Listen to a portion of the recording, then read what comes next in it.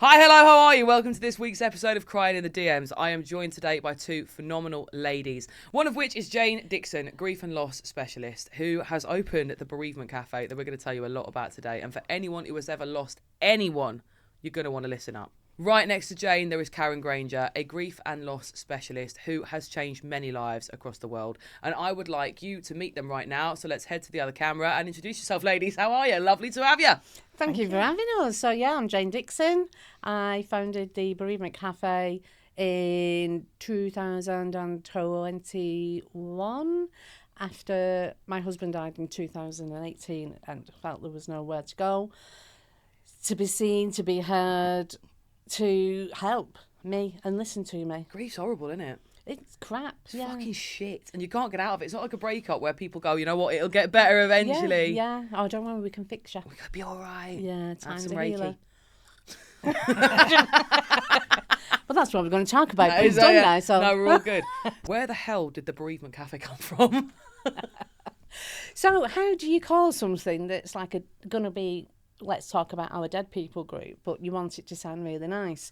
And I had in my head this image of everyone's just sitting around with a cup of tea or coffee and we just talk and listen to each other. And that was just, it was just one of those things that came to me. It's not the first Bereavement Cafe, there's several, but mine's best. So we don't have a space as such. I would love one, if anyone wants to fund one. But we go to spaces, coffee shops, and like we're in a hotel at the moment, we're in an events venue. How do you get these venues? Do people just offer them to you? Oh gosh, yeah. Especially in our borough. So we're based in Bolton and we use Wigan as well. We do literally have spaces messaging to say, could you come and offer? And you know what? That's so good for the space as well. If they message and they say that, you know, everyone's lost someone, haven't they? 100%, So if they see yeah. a group of people that are the Bereavement Cafe, you know, they're all sad and they all like a cup of tea, they are inclined to get you in because not only is it good for business, but it'll be good for the soul. Do you know what I mean? It's good for the soul and it's good for them because they know, like you said, especially if they're at a coffee shop or something like that, straight away they can say once a month, we've got the Bereavement Cafe here, you know, and then also it comes from, we do a little bit of training there for staff and awareness, so it's all good. Were you a bereavement specialist before you lost your husband? No. Wow. No, we had what he used to call me his 1950s housewife. Brilliant. Because we had this really old-fashioned setup. So he worked in the motor trade. He was a director in the motor trade. So yeah, basically I stayed at home, raised the kids, ironed his shirts, had tea on the table, proper little cutie setup. So I hadn't worked for like 18 years. He was the main breadwinner, and he died unexpectedly. So it was thrown into a little bit of a chaotic, oh God, it's on me now. Yeah, you go from, you have one set of responsibilities to all the sets of responsibilities overnight. How did he pass away? So we were on holiday, we were in Dubai, and we were in the middle of the desert. We went on one of the four-wheel drive trips and he, you know, was taking part in one of the activities and sadly collapsed. That was just... And yeah, he didn't come round, so we had quite traumatic time getting him back into the car with the kids. Like How surreal was that in the car with him? Oh, really bizarre, yeah. So our youngest daughter had come in, our eldest we'd left at home because not too cool to come on holiday with us. Yeah. And so we had our youngest, so we had twins who were 13, twin girls. So they saw everything. We had to put him into the car and drive back to a main road to meet an ambulance who then took him to the hospital in Sharjah, which is just outside Dubai. And I think what stuck out more with that was when you're in Dubai, they're getting more and more westernised. In Sharjah, it really wasn't. So we were going into the hospital like in vests and shorts because we'd been in the desert, which was completely, you know, against how they let ladies dress. So it was all, you were already standing out as who were they. Then from the hospital, we then had to go to the police station to show, and the driver who'd taken us out, we had to go through just processes they have over there where you have to prove that there was no Foul play. Foul play, first and foremost. So we had to then go and sit in the police station. The kids weren't allowed in with me, so they had to sit in a car outside the police station on their own. And I was, all the time I was in there, I was panicking, thinking, oh my God, I've left the kids in the car with this man. I didn't know who he was. He was just a driver from the company that had taken us out. And I was panicking. And I had signed something that was in Arabic. I don't know what I signed, but I was just like, get me to my kids. My husband's just died. This is weird. But I didn't know, and what was really nice was when I did come out and got to the kids, they'd actually been on FaceTime to home, to like Steve's family, and they'd all been playing I Spy and what have you. So, yeah. Wow. So after you went through what would be one of the most traumatic days of anybody's life, how did that then go to, I'm going to help everybody else through traumatic days of their life? Yeah. Well, so that wasn't an instant thing. It was, so he died in the June, so it'll be 8 years this June. God bless him. Since he died. And it was going into the new year. So Christmas, you're expecting Christmas. Like, it's going to be hard. It's always shit anyway, isn't it? So, The older you get, the first shitter is the it gets. worst. Yeah. No, it's not. And then you got to New Year, and New Year was never a thing for us because we had too many kids. No one had babysit, so we just always stayed in. So I didn't really overly think about New Year. But then I was telling someone this story the other day, actually. It's just can't come in. So, New Year's Eve, you can have the TV on and it goes through all the different countries and all their celebrations. And Dubai was on TV. I caught it. And I just watched, all the fireworks, this fabulous display, and just that, oh my God, he's not coming into next year. And I think that hit me more than anything. Yeah. And I hadn't thought about it like that and given any thought to protecting myself over New Year or putting some kind of comfort in place. And I just saw that and just thought, oh, I don't bring Steve into next year. And that's when I thought, actually, no, I'm going to have to do something to bring him into next year. So, yeah, I had a ball. I organised a ball that year, raised some funds to start a bereavement service that's already in an established children's youth club in Bolton. Well done. So which they did. I think they're still doing it. And then after that, once that got up and running, then I was like, actually, I think I need a bit of help now because I'd done all the first. We'd gone through 12 months, and everyone kept saying your first are the worst. That's important. That do you think the first year is the worst No. after grief? I don't think it is either. No. And I always feel really bad because when people come to the sessions and they're like, oh, and it's just because it's going to be the first birthday that I've had and they're not here, and it's just going to be the first. And you prepare for the first, don't you? It's the second and the third that you don't prepare once for. we've got through this, I know we'll be all right. And you're like, I wonder what tell them it gets shitter. Yeah. Because it really does, doesn't it? And you're right. That's exactly how it is. You think, because you don't know until you've been through it, do you? No. Exactly. How it's going to affect you, how it's going to affect those around you.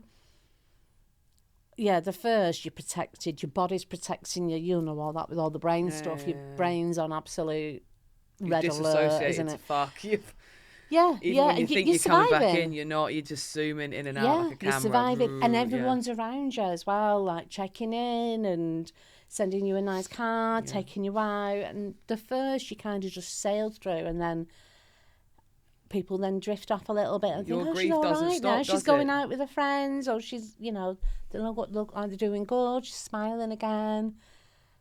And then your second comes, and that put me on my arse that second year. In fact, I think the third year was worse. Okay. Yeah. My fifth year was worse with my dad. Right. I remember waking up and being like, shit, because he died just before Christmas. It was on the 17th of December.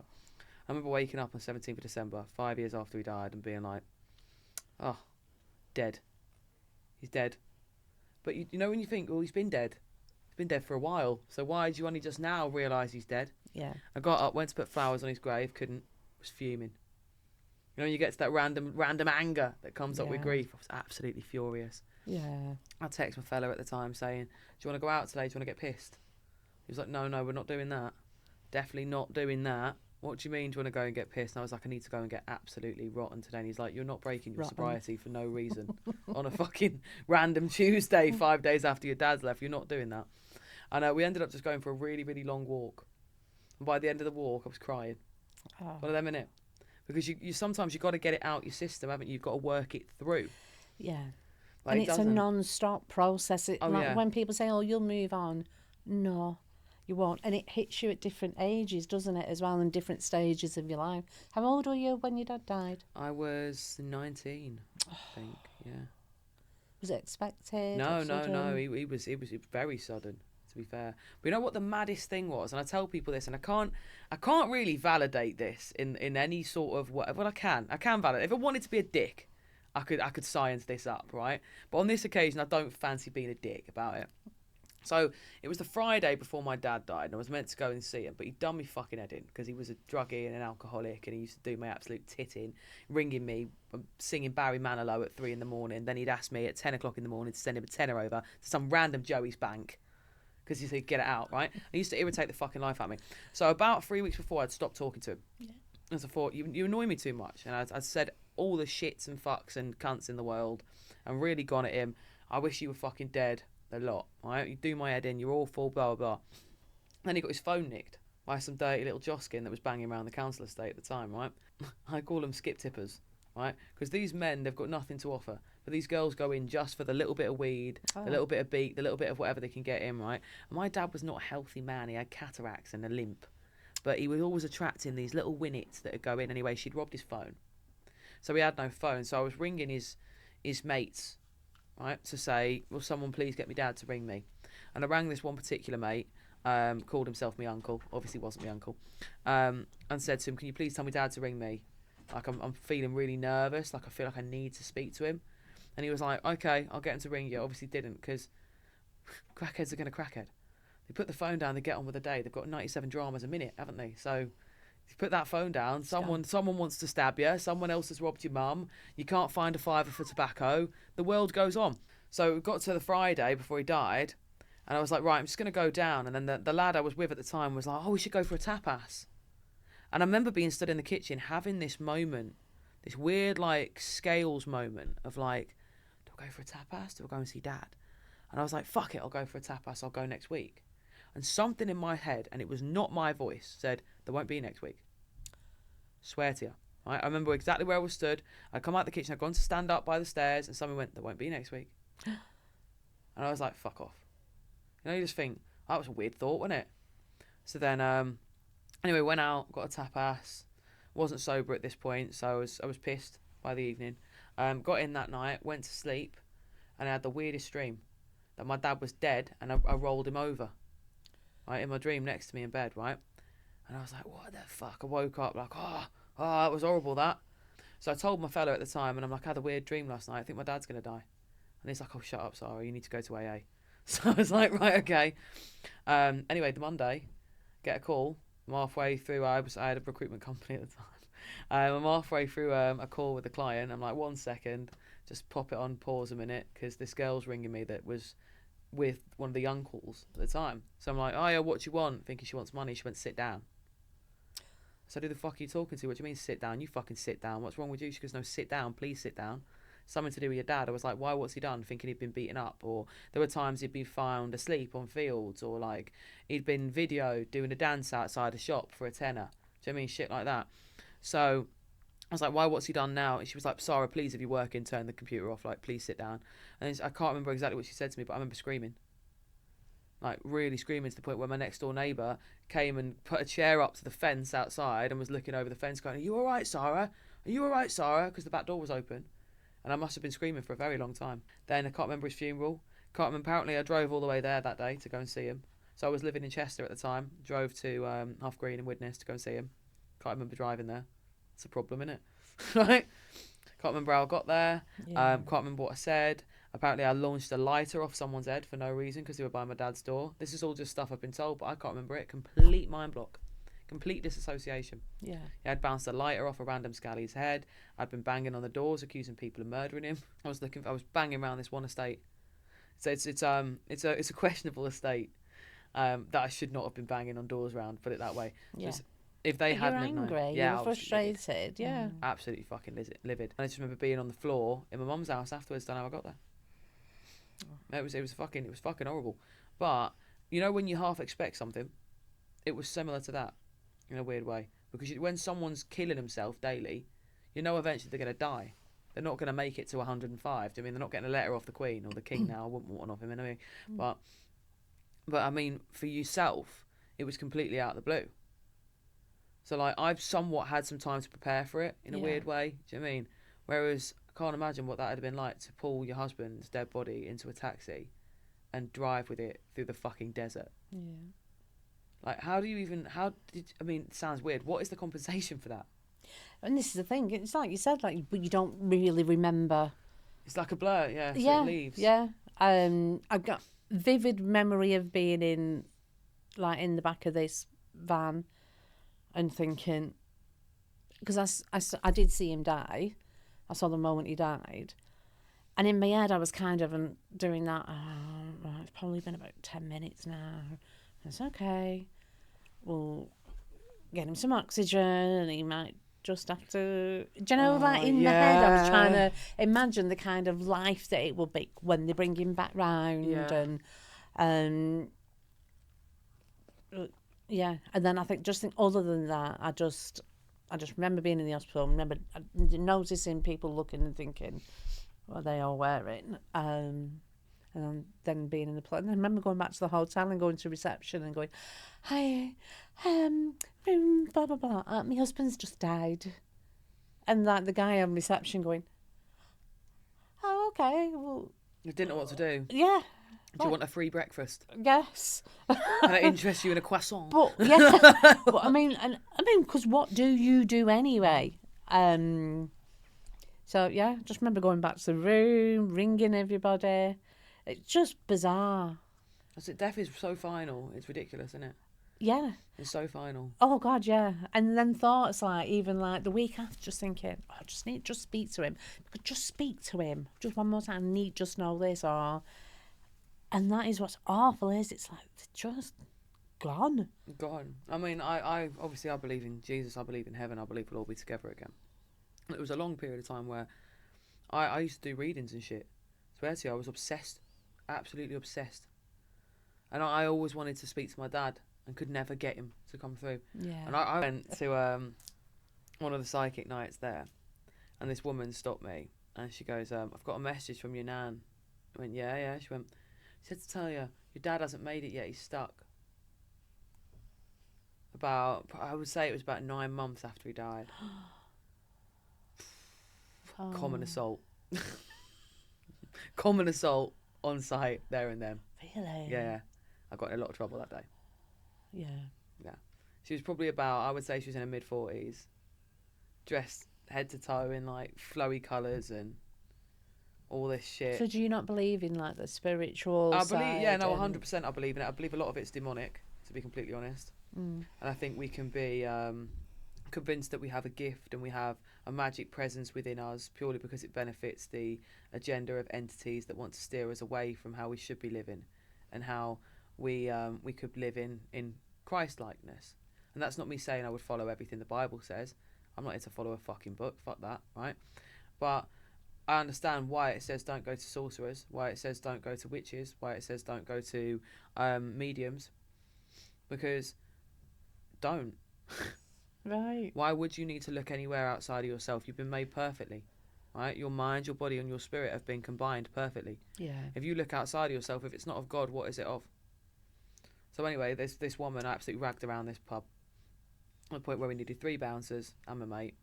Oh no. Yeah. See, I do have a little bit of belief in it, but I do think that there are people who Full of shit. bend and kind of we've been Take advantages. Yeah. They don't know they're doing it. Some of them though, they won't know they're Yeah. doing it. They'll genuinely think they've got a gift. They'll genuinely think they are special. Hmm. Honestly, if you met me 6 years ago, I would have told you I had a special gift and I'm magical, and I'll do you some tarot cards if you want. Honestly, I'd have told you that, and I'd have believed it, wholeheartedly believed it. I see. I still do a bit. No, why do you need someone outside but I get yourself? the whole like also don't. But I think I don't know. I think sometimes you need hope. Yeah, but hope comes the same as faith from within. Yeah. If it comes externally, then hope isn't hope, is it? It's validation. Yeah, and I get that because that's all like the man thing, Yeah. isn't it? Like don't need a man kind of thing. But I don't know. But and again, it's individual, isn't The it? people that come to your bereavement cafe, right?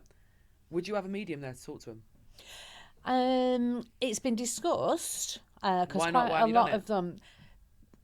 Because I've not yet met a medium who I feel as connected with. There you go. Yeah. Why would you not do it? But- Because it doesn't fucking feel right. Yeah. That's all you got to go off. It doesn't fucking Yeah, and feel I right. believe in each person's choice to go. Of course, I would love someone to sit and say, "I'm with Steve." I rebuke that in the name of Jesus. Okay. Because otherwise you're going to leave here later and someone's going to come over to you and go, "I'm with Steve." I'll tell you why that's going to happen, right? Devil listens, right? The minute you say, "I want something to happen," right? The minute you say, "I want something to happen," you put that into your vicinity. You put that into your reality. I promise you, right? Try it next time you're ever in a car. So that's like on a bus. manifesting thing. This is why I'm coming back to. Yeah. Honestly, if you say, and believe me, I am a scientific girly, right?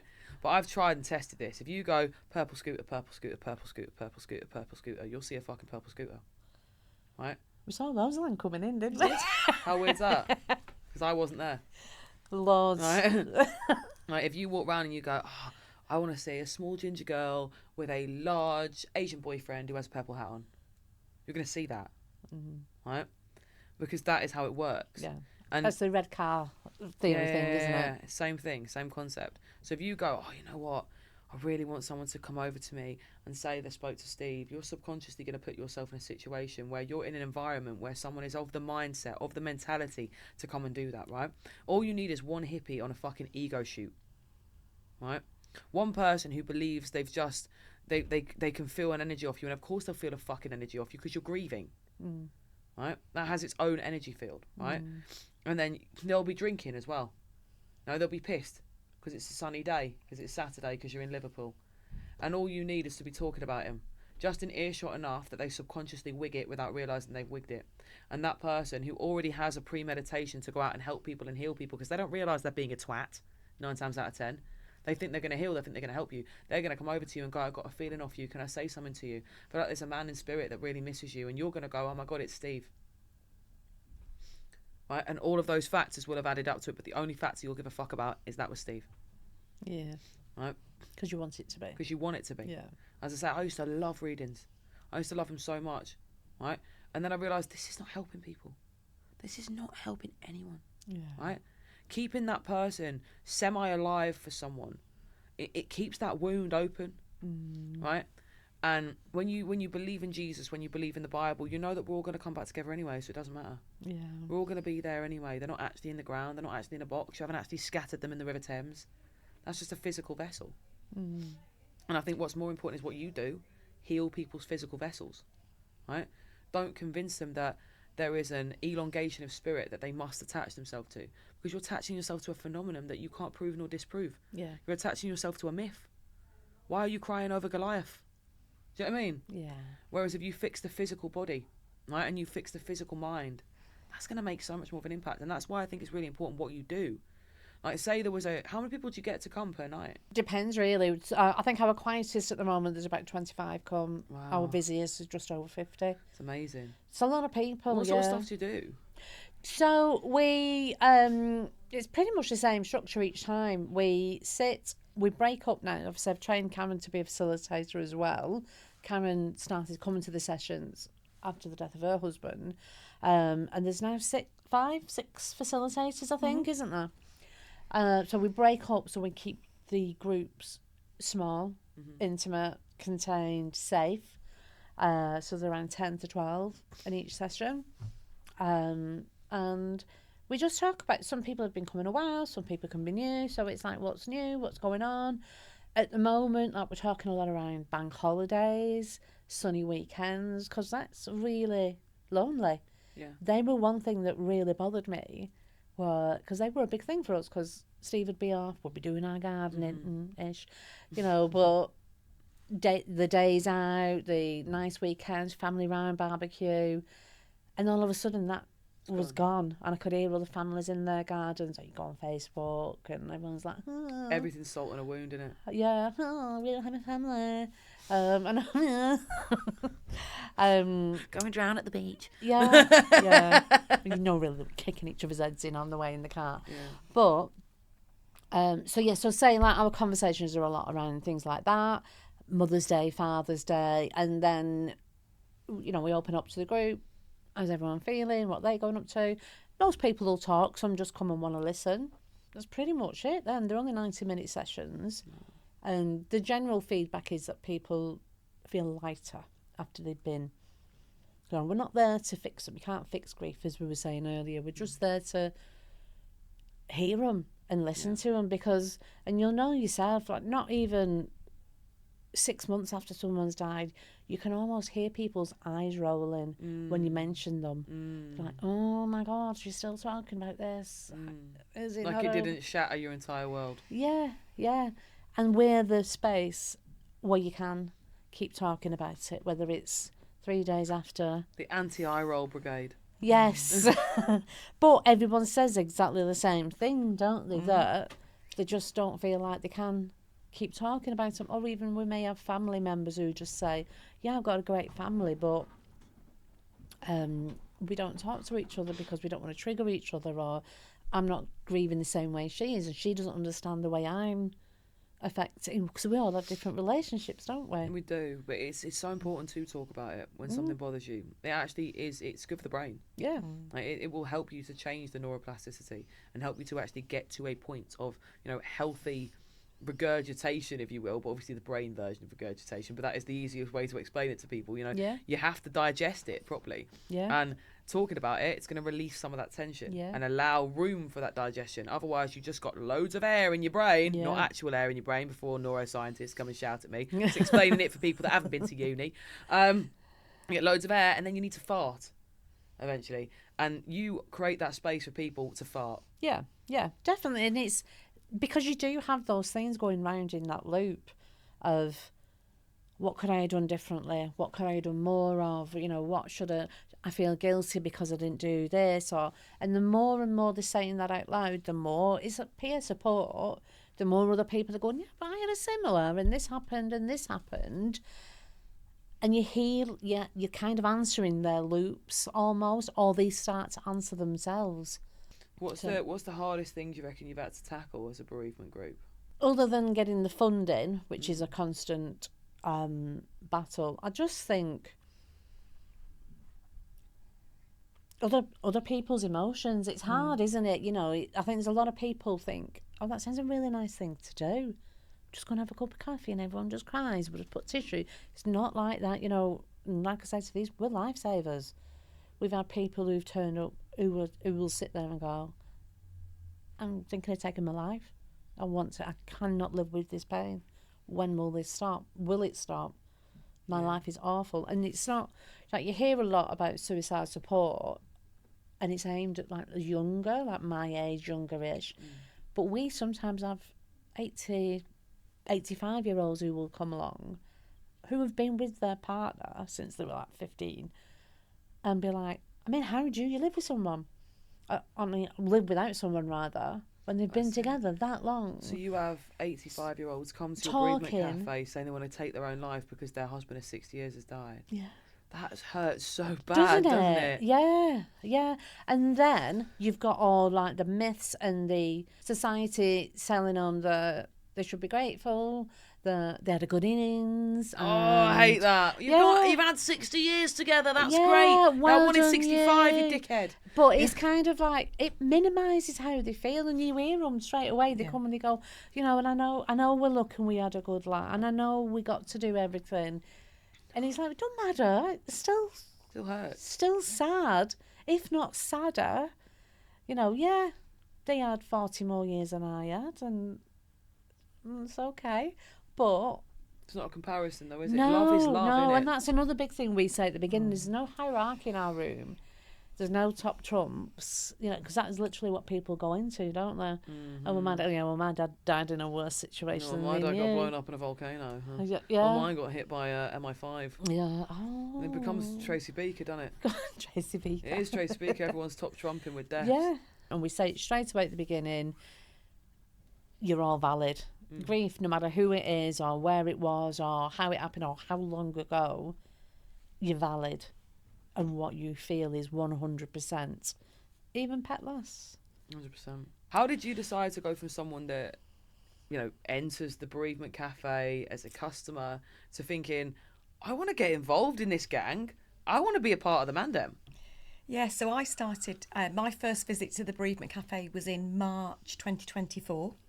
My husband, Terry, died in February 24, very unexpectedly. How did Terry die? Age 61. He just had a quadruple heart bypass. It's a very, very long story that I won't bore you with. I'd never be bored. Ever. He was looked after at a private hospital in Cheadle in Manchester, and he never came home. And he was coming home that day, suitcase packed next to his bed. They'd phoned me and my 2 children. So my 2 children were 17 and 23, 24 at the time. My daughter's a doctor. And he was coming home and his bag was packed. And Terry deteriorated that morning at the private hospital, and nobody contacted me to tell me that he deteriorated. And I never got there in time to say my goodbyes. And my 2 kids never got there to say the goodbyes either. It was devastating. Wow. It's very, very complicated. It went in my particular case, it went to coroners, it went to inquest. 2 days. Still ongoing, really. Yeah, isn't it's it? still ongoing. Yeah. So 2 days after Terry died, the doors were shut in my face. They wouldn't give me any answers. Wow. So it's been horrendous, and it was shocking because we'd been together for nearly 40 years, my entire adult life. Yeah. And Terry died that afternoon, and so by the time they called me, he'd already died.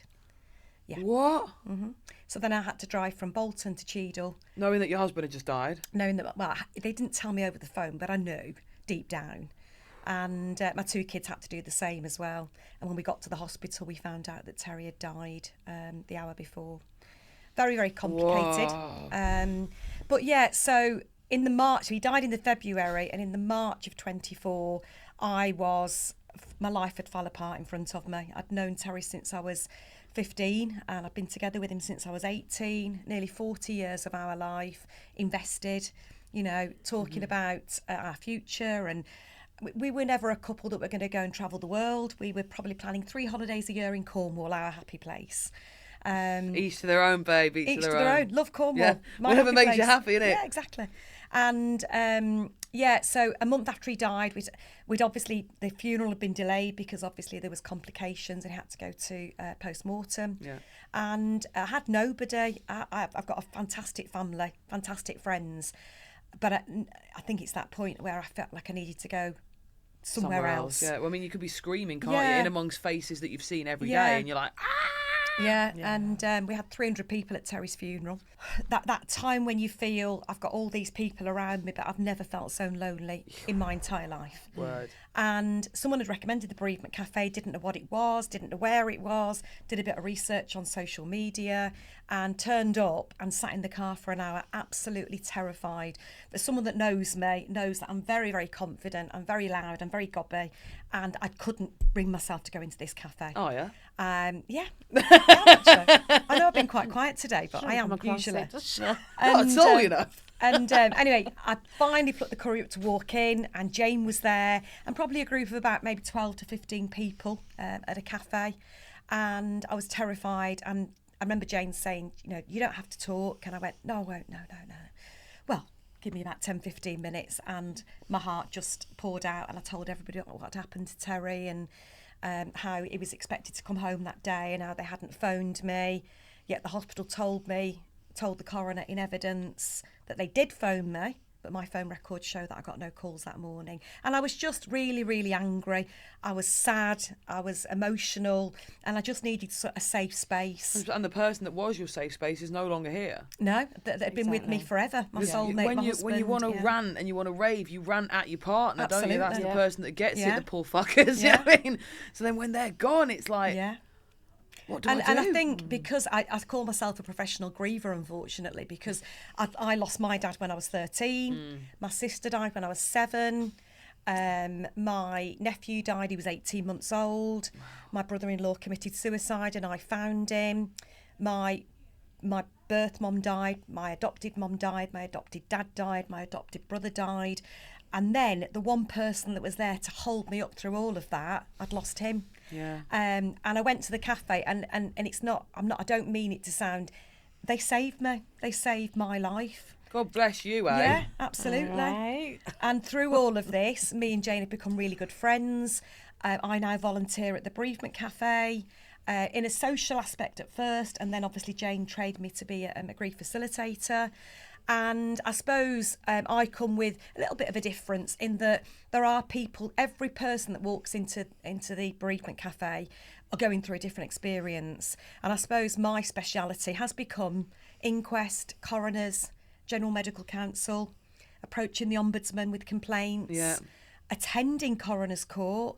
And so I've sort of took that role on and actually attended coroner's court with one of our visitors to the cafe who had nobody to go with. It's fucking brilliant. It's off. I can't even get my words out. The work you ladies are doing it's special. But when Jane said before, we save people, we do save people. You've got to. And Jane saved me because I've been in that dark place many, many times during this whole process. Mine's a little bit of a different journey and it has probably gone on a little bit longer because we only had inquest. We had to wait a year for inquest, so that was January 25.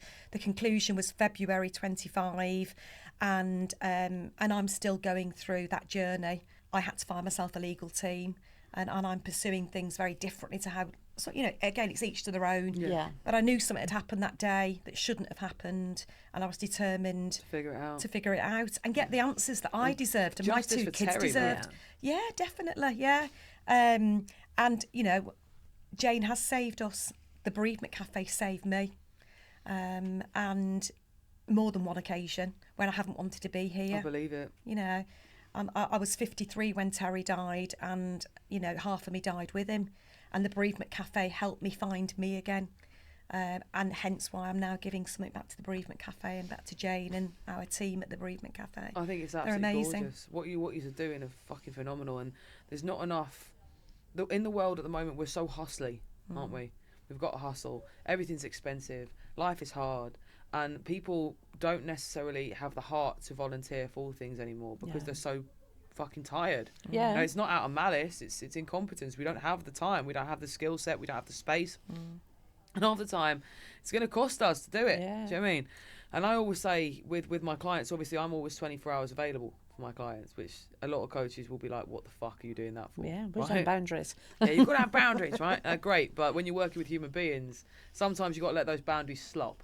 And it doesn't make you a dickhead to answer the phone at 3 a.m. They do it every Just night someone for who 2 needs it, weeks. yeah. You go, right, come on now. Can you have this meltdown before 1? Yeah. If possible. If we do you know what I know mean? it's coming every day. Let's try and eliminate the fact that you're waking up at 3 a.m. to have this. Let's help you sleep. Let's help your cognitive awareness. Let's get some melatonin. Do you know what I mean? Let's find some resets to get you a kippo, rather than not answer that phone. And I had a client a few weeks ago that was calling me. She was reducing her drug intake, so she was addicted to methamphetamine and then methadone, and then coming off that. And she's now completely clean, by the way. Well done, Amy, if you're watching this. She's now completely clean. And she was calling me when she was going through the shakes. Right? And it was weird because the shakes hadn't come as she was getting off it. The shakes had come weeks later. And because obviously that psychosis can hit you at any time, those shakes can hit you at any time. I think she thought she was over the worst of it, and then it just went. Yeah. Right? Yeah. She was ringing me and she'd go, I'm sorry for being a pain. And we'd be sat there for 20 minutes ago with her wrists under the cold water going, I am not a meth head. Screaming, right? Doing like the stupid affirmation, just getting it out, right? All that sort of stuff. See, she's finished her course. She's now training to be a therapist, which is brilliant, which is something she never thought she'd do. But she wants to specialise not in drug and alcohol abuse, but in child loss. Because that's what started her drug and alcohol abuse. But yeah, so anyway, yeah, she's going to be watching this going, I never said you could talk about me. I haven't said your last name, have I? But yeah, no, but she's fucking phenomenal, right? And I was telling one of the other coaches about her, because this is like a group chat of coaches, and I quite like a few of them. And she goes, why would you just answer her? Like, you know, she could call Samaritans. She could talk to Frank. She could call anyone. Like, isn't that what her sponsor's for? And you know, when you think we've lost that little bit of humanity, some of us, haven't we? We have lost that little It's bit just of a bit integrity. too clinical, and that's what we aren't. But I don't like the clinical stuff. No. You get on the phone, human, you've isn't got to be a it? human. Yeah. Humans help humans, right? I've never walked into a white walled facility and thought this is really going to help me. I'm going to relax here. Yeah. Yeah. Right? I always think shit, right? Feel safe. Whereas I don't do video calls, I only do calls. Right, because a lot of my clients are neurodivergent and we like to walk around. Right. while we're on the phone, so we can't be sat on a Zoom call, right? Right. That's the first thing that people go, you're not very professional, right? No, I've had clients comfortable enough to do a wee on the phone, a wee, right? When do you ever know someone to have a wee on the phone to a therapist, right? If I have clients that are pregnant and they need a wee, they'll go, I'm just having a wee, and mute me while they're doing it, right? I have clients that do nervous system resets that will improve your digestion, and they'll go, fucking hell, I need a shit now. And they'll mute me and do that. But that's the space you've opened for That's them, it, isn't innit? it? Yeah, and that's the difference. Humans isn't being it? humans, and I think that's what's so Don't important. be having a poo near me. I won't. Thank you. promise. Not that safe. I love it when they get weird after like their third or fourth session. Yeah. They start getting really weird and Yeah. like they'll tell you all sorts of stuff, and then they're going for a wee while you're on the phone. They're going and brushing their teeth sometimes because I do little hygiene checks like, have you washed your hair, have you drank water, have you brushed your teeth, all that sort of stuff, right? Yeah. And you think, you know what? This isn't just a business. Like, human beings are the business. Yeah. Like, human beings are the fucking bee's knees. We're all weird little cunts, aren't we? But when you help each other properly and you love each other properly, what a beautiful world we've actually got. And that's why I think you're so. That's why I wanted you on, because I was like, this is not the usual bereavement counsellor, therapist, specialist, whatever. You know, it's not that usual vibe that you can get from a lot of them, because some of them are very uptight and some of them are very, yes, you have your one appointment that is at 9 o'clock on Monday, and then I will see you the next 9 o'clock on Monday, and I think, And go "Ooh, and do some work in between. yeah, go and do this workbook in the meantime. I know you want to jump and hang yourself on the washing line, but would you mind doing this workbook and ticking the things that apply to you?" Yeah. We get people that have had like maybe one recent example. I won't say any names, but it was the first anniversary of her losing her husband, and one daughter lives in Australia and the other daughter had been on holiday, and she had nobody to spend that first anniversary with. So we just sort of rallied round and went out for breakfast. Yeah. And 6 of us, breakfast or lunch, Yeah. and but she wasn't on her own that day. Little things, innit? Yeah. Little things. I was saying to you about messaging people. So if people during a session happen to mention there's a first anniversary coming up, or their first birthday without their partner or child or whatever, I make a note of the date and time, and on that date and the name of the person, and I just text them. I'm thinking of you Little today. things. And Little She's things. nicer than me, though. I don't do that. You do to me. You're quite Yeah, good. You're but supportive I for don't me. do it to everybody. No, I know, but it's just, and you know, everyone that comes through the cafe, they've all got that different story. I mean, we've got some great relationships going on, friendships forming, you know, people that have been through that same experience. I remember walking through the door with 3 people on the first day I came, and we've become the best of friends. In fact, you're not going to believe this, I did the airport run at 4:30 a.m. on Wednesday morning for 2 of these widows. Wow. Just because they had nobody to take them to the airport. So just going the extra mile, and it's just, and Jane does that for me. You know, Jane will sense if I'm having a down day, and we've just had Terry's 2nd anniversary and his 2nd funeral day, and the 2nd was the worst for me. Other things have been happening in the background, but every day I get this little voice note off her, and vice versa. You know, we can sort of like sense it, and we're just there to sort of like help and support people when they're going through the worst time that they've ever experienced. There's nothing nicer than watching a company built purely on love and being able to feel that love from like founders. It's mental. And It's that is what it's like. Going back to what you're saying about volunteers as well. All our volunteers have all been through our sessions. They're helping because they know how it helped. Yeah, they're now in that position where they give back. So they sit around the table. We do have some people who've been coming for the last 4 years, and they do still need the support. But there is actually a gentleman who comes who said, I'll only come for as long as I need it and for as long as it's helping me. But he's still here. But that is because as time goes on, you then see new people coming in and thinking, I need to help them back. Yeah. And it's just gorgeous, Wow, isn't it? it's It's such a lovely. full circle thing. You should be dead proud of yourself, you know. Do you know what I am? At first, I used to really struggle with like attention around it, because I'd be like, ooh, Imposter it's syndrome, weird. My yeah. husband's died. I don't even want to do this. But I do now sit and think, oh, that's just really Look at the good. impact you've made. Yeah. I mean, obviously, I'm not in it for the money.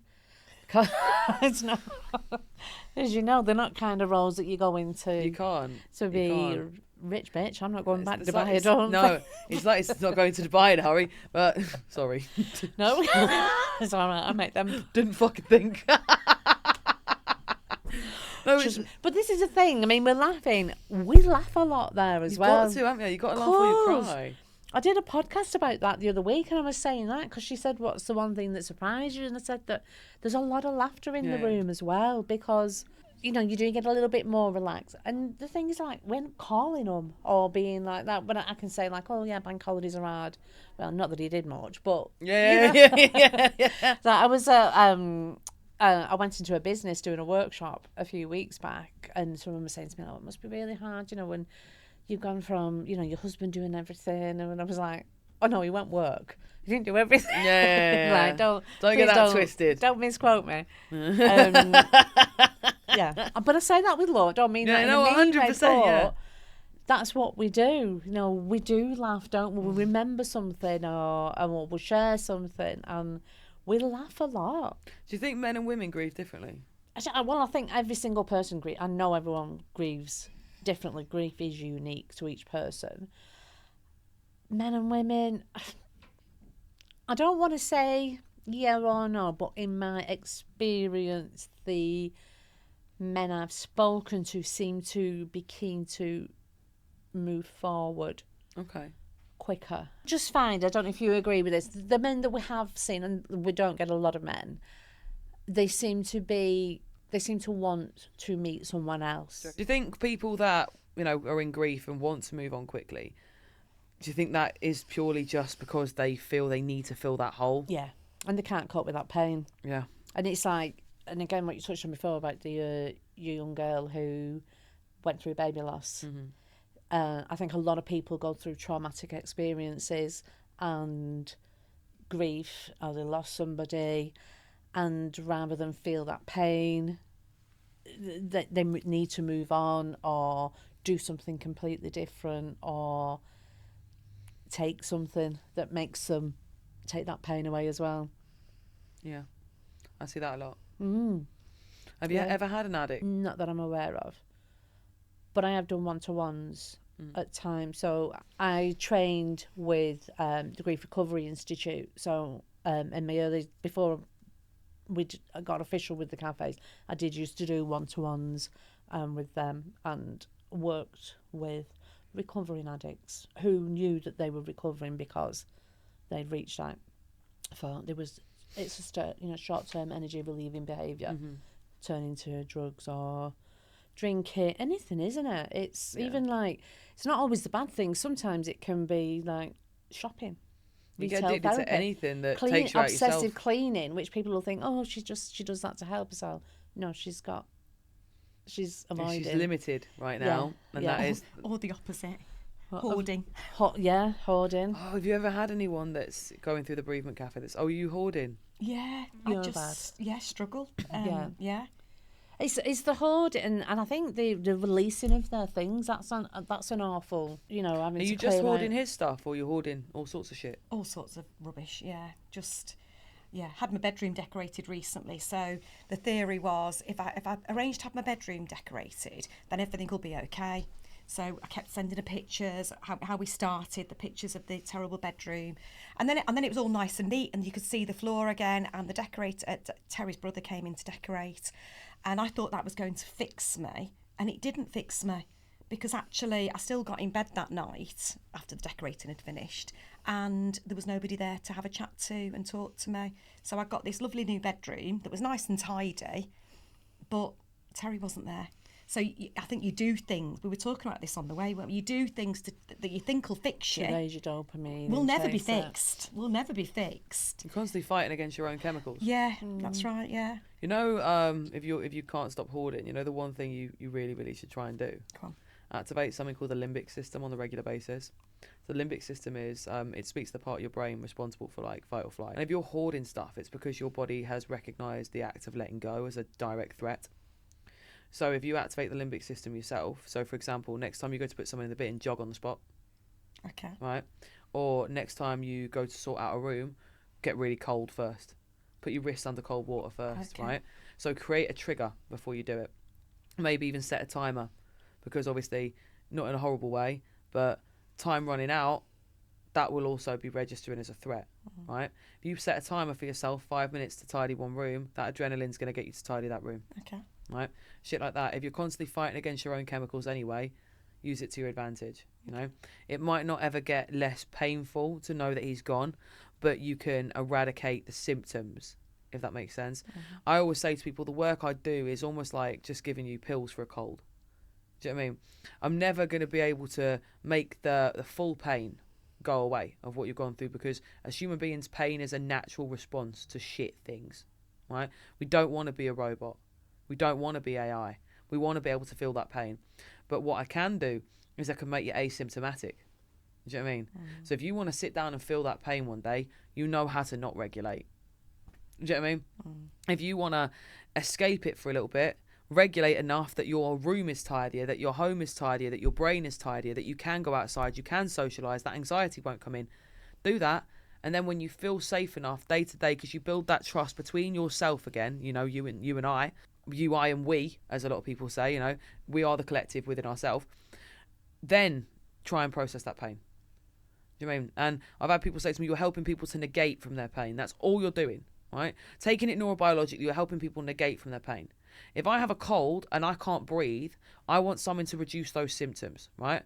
Because the fact I can't breathe is convincing me I'm going to die, right? So, and that is the same with any sort of addiction, any sort of pain, any sort of grief, right?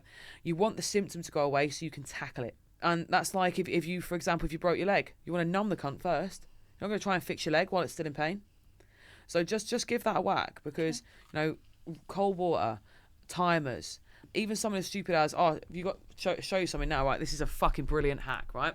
And it's something that I speak to a lot of my clients about that have issues with anxiety, especially, because it works really well. If you put your big toe as far over the toe next to it as you can, right, and breathe in through your nose and out through your nose and in through your nose and out through your nose, you'll notice that your brain can only focus on your toe, right? The minute you move that toe off and wiggle it, you get a shot of dopamine straight to your brain, right? Alternate it and alternate it. It'll stop you crying. It'll stop panic if panic sets in the body. And if you feel like you're procrastinating, it will also ease the procrastination, right? Now, if you combine that in through your out through your nose, in through your nose, out through your nose, right in front of your face, you're going to get yourself right back in the room. Okay. To the point where my hearing just changed when I did that. Do you know what I mean, right? Little things like that, knowing how to regulate your nervous system and knowing how to regulate your brain chemistry will stop you from being stuck in what you perceive to be your reality long enough to deal with the shit you've got to get through. Yes. You know what I mean? And I think I'm doing workshops on this in the next few months, because there's so many people that go through stuff and just, they'll meditate all day, every day. Meditate and breathe, meditate and breathe, meditate and breathe, meditate and breathe. And they stay on pause, because that's what meditation does if it doesn't have a direct purpose. And if you're not doing anything alongside it, you're just escapism, isn't it? You may as well just be having a joint, you know, or getting off your head for a couple of hours a day, because you're just escaping, you're not moving forward. So do you find that you have a lot of like wellness practitioners wanting to come and give their services? Yeah, we get approached quite a lot, actually. There are a lot of wellness practitioners, full stop, aren't there? And again, it's not that I don't. To me, those who come to our sessions are vulnerable. Yes. Super vulnerable. I think it's hard enough to walk through the door. I don't even know if I could have walked through the door. No. When it was, you know. You created the door though, Jane. Exactly, yeah. But so for them to just even walk in, and we know there's people who can have been, you know, over time, there are still moments when they're weak and vulnerable. And I, again, like thinking about the medium woman, or man, bringing someone into a room is saying I've trusted them to come in and sit with you. And I just don't want that responsibility.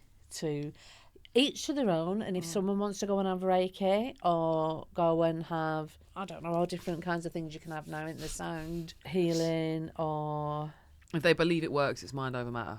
Of course, yeah, and that's each to their own. But I just feel, for me, I don't want to bring anyone like that into, unless it's for them to feel better. Yeah. I'm saying that because I know we've had a couple of visitors, haven't we? But one was Clyde from Dragonfly Cloud, who came to give them a bit of an education around finances. So things like that, See, where that's I nice think and they need a useful. bit of help. That's nice and useful because that's what you don't realise, isn't it? When Yeah. you lose someone and you haven't ever dealt with the finances before. Which I hadn't. Yeah. Do you know what I mean? Then it was like, oh, and then that's another thing, making all them phone calls. Hi, my husband's I died. had to tell I'm everyone so sorry and the for your dog. loss. Oh, thanks, I think. You know, so yeah, and I was reading something the other day, and it's true, like the world isn't built for single people. No. And we're penalised for being single. As human beings, we're actually built as we are social beings, you know. I think what you're doing is fucking phenomenal. I think the Thank two of you. you need to be so proud of yourself. I appreciate that. Thank you, yeah. It's and I think a we lot. are, aren't we? Yeah. If anyone was watching this right now and they're going through grief and they don't really know what to do, but they know they've got to do something, how would you encourage them to just turn up at the fucking cafe? Just come. I mean, we do have people who come along and stand at the door frozen.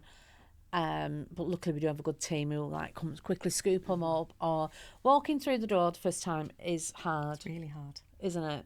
And they might not talk, and that's Yeah. fine. And honestly, we are. And you get us, like, we're not clinical. We're not.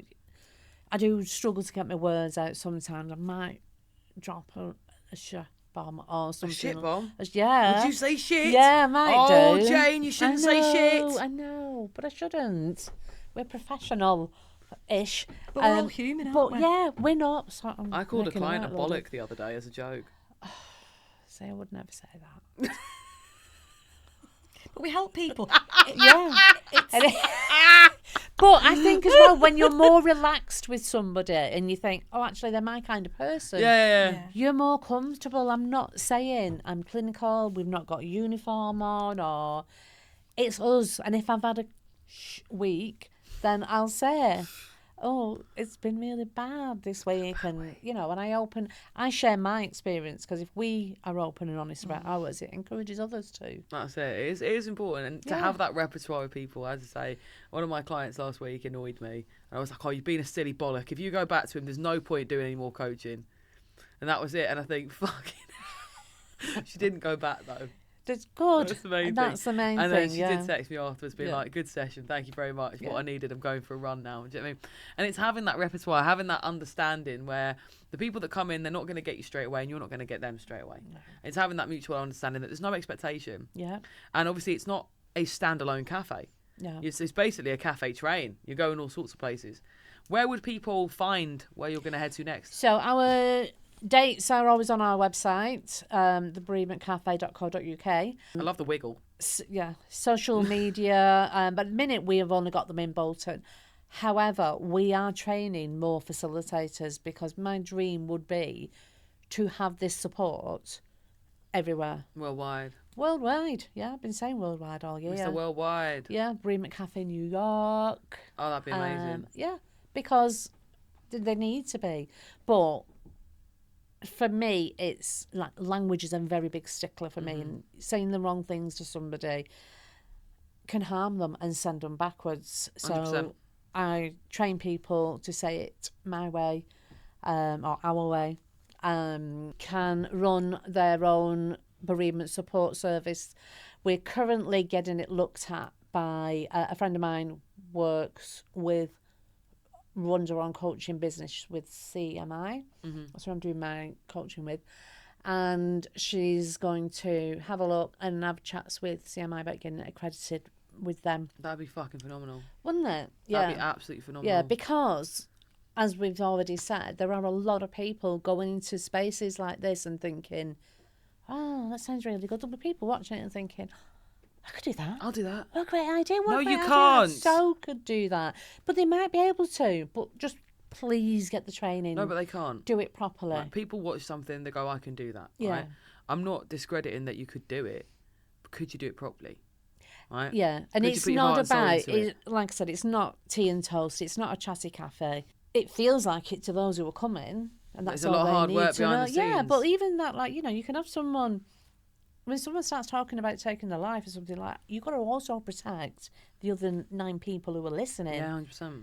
And know where am I signposting them to? What do I do with that person who's At rock bottom. Crisis, yeah. yeah, you know, and so it's not just let's have a cup of coffee and open our wounds together.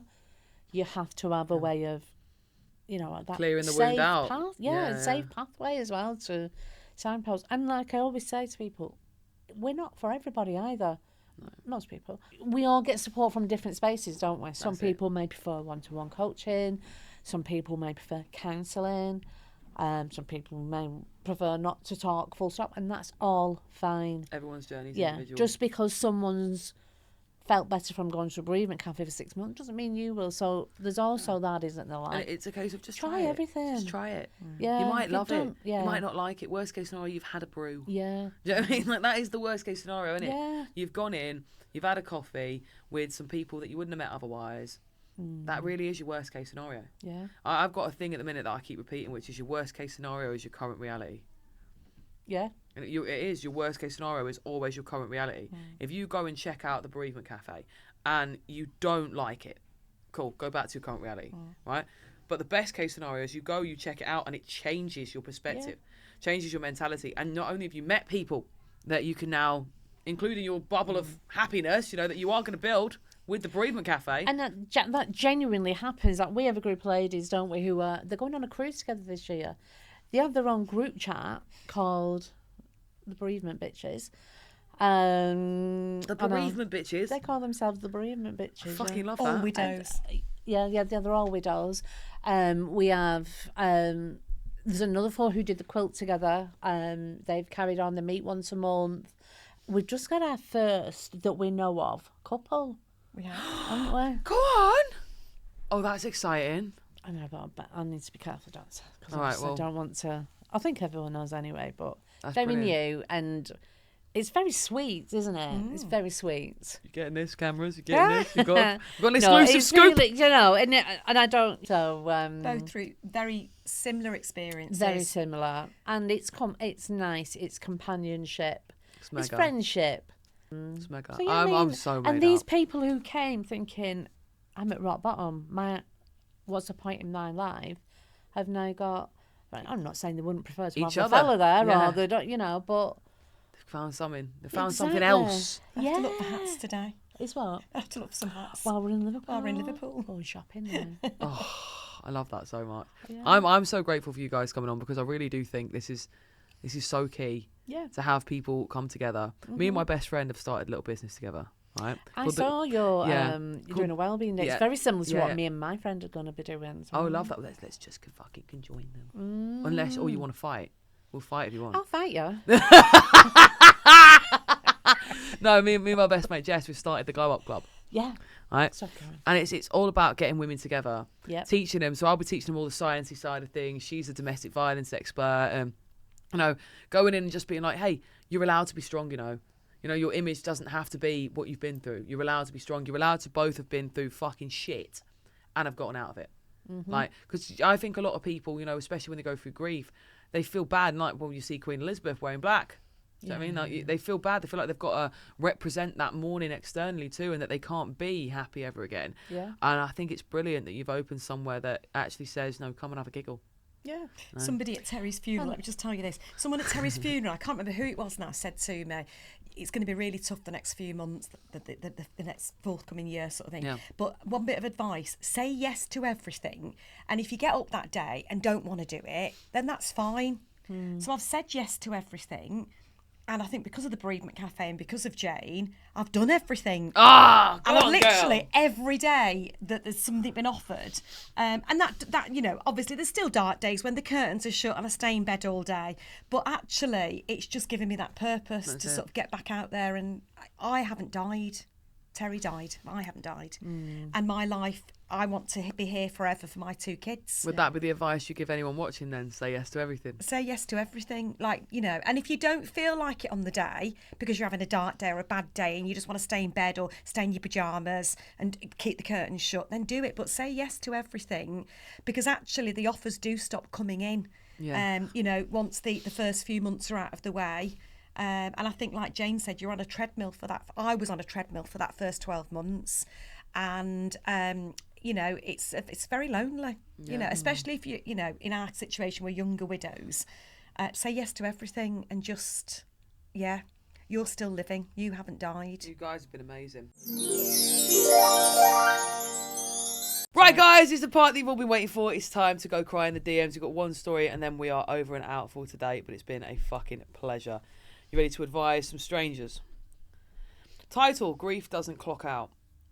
You know what nobody tells you about bereavement? I do. It's not just the fucking funeral or the black clothes, the flowers and the sorry for your lost messages or the awkward silence when people don't know what to say. It's the Tuesday afternoon when you're making tea and suddenly remember how they like theirs and they are not there. For me, it was hearing a song in Tesco and having to abandon my basket because my chest had fallen in on itself. A lady thought I was having a panic attack. I wasn't. I was quite literally dying in the Tesco aisle. I was reaching for my phone to tell him and then remembered there's nowhere for that message to go. The hardest part is that the world kept moving. My bills still came out, even though I didn't have a job. I had to begin working, in brackets, fuck this, in Tesco. My phone was getting spam calls, someone asking if he wanted to join a doctorate programme. He'd been dead 2 years, he couldn't. The sky still had the audacity to be blue. And I'm standing there thinking, how is everything carrying on when the whole world has stopped? It was so strange for me because people expected grief to look a certain way. But I wasn't crying every day. In fact, I moved on after 6 months. But I only moved on physically, needing a person in the room. And on that note, I was also the funniest person in the room because silence became very dangerous for me. Sometimes now it looks like going back to work and answering emails, in brackets, I work in an office as a PA. Like my heart hasn't been ripped open. And contemplating stapling my manager's eyes shut when they ask me to work extra hours. Because if I don't finish at 5, it isn't quite right. And I don't like change. Because change is exactly what happened the day he left.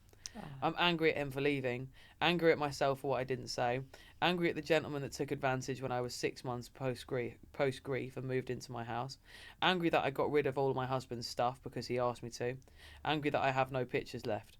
I feel guilty for all of this and no way to tell him. Any advice, ladies?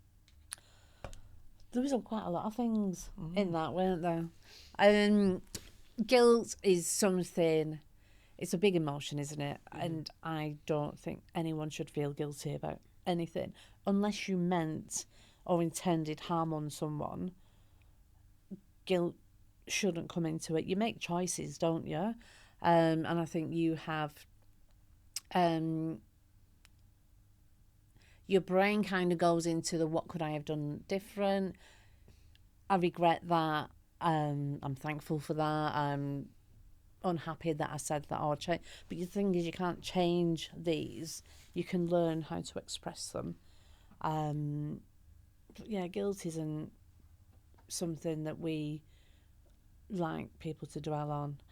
But it's really hard to change that mindset, isn't it, once they've gone down that pathway? 100%. I'd always say, is it guilt or is it shame? Think about it. Right. And also,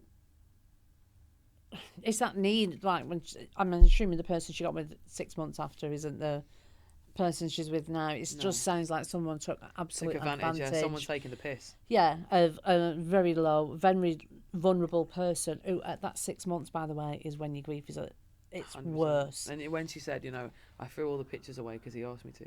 Yeah. Send me his name. Yeah. Asking for a mate. Yeah, I know. I have a friend actually who's recently separated from someone. She's a widow, and she'd recently separated because the gentleman was saying, "Oh, you talk about him a lot, don't you?" Yeah. And she was like, and she said that she actually wasn't. It was just more in a, "Oh yeah, we used to," or have you ever been to Cornwall? How are you going to be jealous of a dead man? You know what I mean? Yeah. If you love someone, you love every season of them, don't you? Of course you do, Surely you'd want to hear about them. But someone who is vulnerable and grieving, narcissist playground, aren't you? Yeah, like a fly. So and that's the hard part, is being able to recognise how vulnerable you are as well. 100%. I mean, the whole crying in a supermarket, we've heard that so many times, haven't we? We're on a t-shirt, haven't we? Yeah. And I empathise with her. Yeah. All of those things that she's just mentioned, we've probably been in that position. Yeah. And I think you've just got to go with it. You've just got to ride the storm. And say it. Keep saying it out loud. Yeah. Never apologise for talking about your lost partner or husband. Yeah. And have no regrets. You can't change what's happened. No. Yeah. I think I thought for many months I could. And I was on a mission. If I can do this, if I can do that, if I can win that fight. But you can't change it. No. Start the new normal. Yeah. Unfortunately, yes. Yeah. And make some new memories. That's it. Yeah. Oh, And if she lady, wants you- to message me and call me, I'll speak to her. All the details for these gorgeous ladies and the Bereavement Cafe will be underneath not only the podcast, which you can find on YouTube if you're not currently watching this on YouTube, but I will also tag them in a fuckload of posts in the next few days over on the Instagram, which will go over onto the TikTok and to the Facebook, Snapchat, and the Threads as well. So if you want to find these ladies, they will be very accessible and very easy to find. I've had such a lovely time talking to you guys today. Well, thank you for having us. Thank we really you. do appreciate it. No, massively. It's been fucking phenomenal. I'm very glad to have you on, and I hope more people come and join the Bereavement Train Cafe.